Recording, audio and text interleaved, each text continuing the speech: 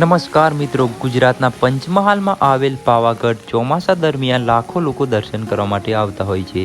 કેમ કે અહીંયા ધાર્મિક સ્થળ, ઐતિહાસિક ઇમારતો, સમુદ્ર જલ બધું જ તમને એક જગ્યા પર જોવા મળશે.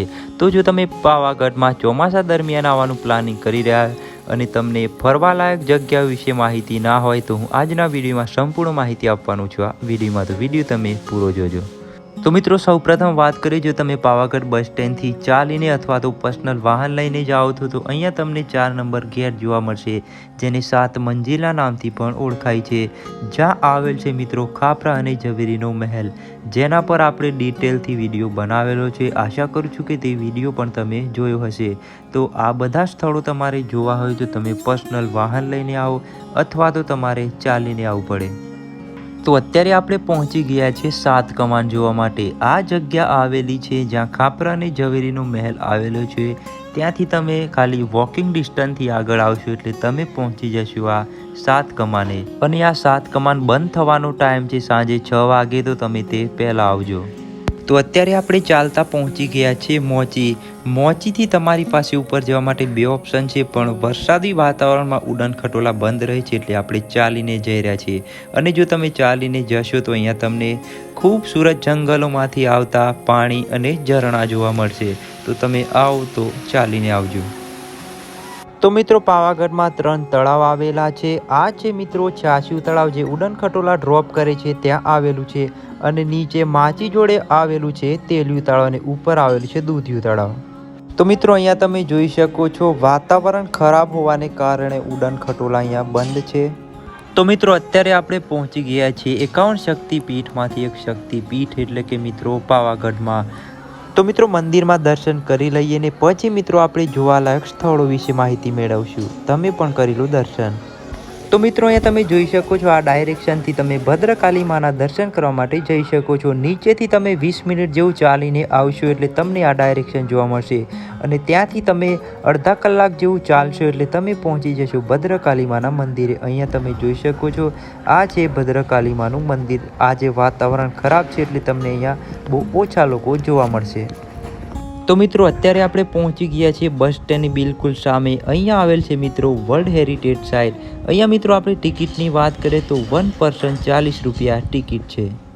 તો મિત્રો, યુનેસ્કો વર્લ્ડ હેરિટેજ સેન્ટર 3 જુલાઈ 2004માં ગુજરાતના ચાંપાનેરને વર્લ્ડ હેરિટેજ સાઇટમાં સામેલ કરી ગુજરાતનું ગૌરવ વધાર્યું હતું.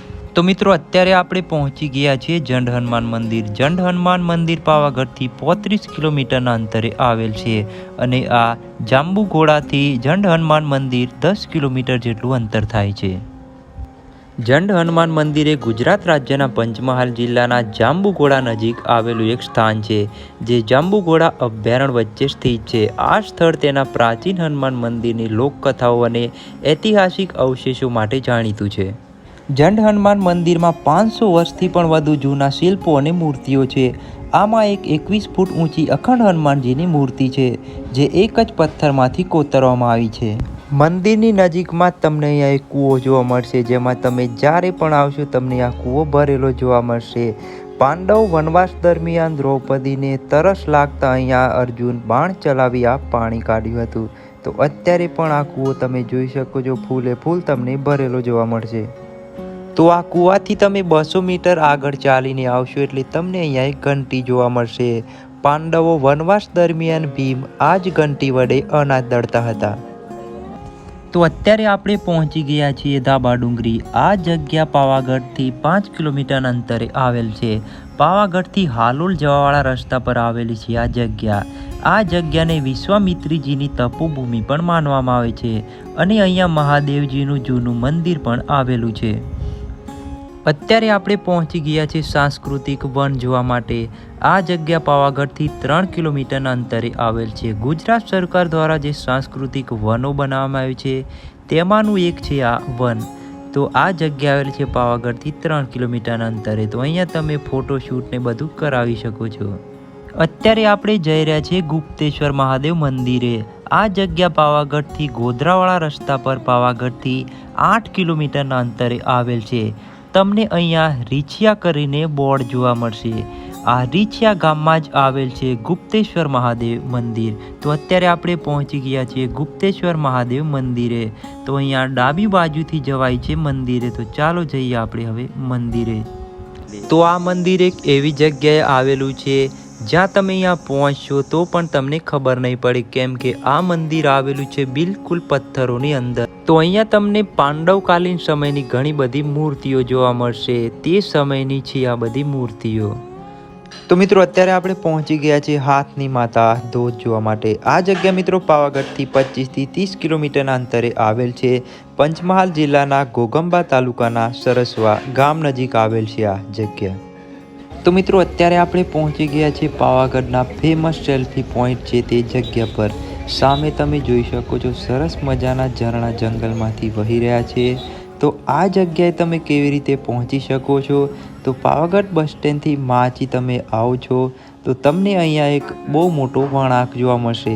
આ વળાંકે આવેલો છે આ ફેમસ સેલ્ફી પોઈન્ટ. તો અહીંયા પાવાગઢ આવતા શ્રદ્ધાળુઓ અહીંયા ફોટો ક્લિક કરાવતા હોય છે. તો તમે પણ આવો તો આ જગ્યા પર જરૂરથી આવજો. બહુ જ ફેમસ પોઈન્ટ છે આ.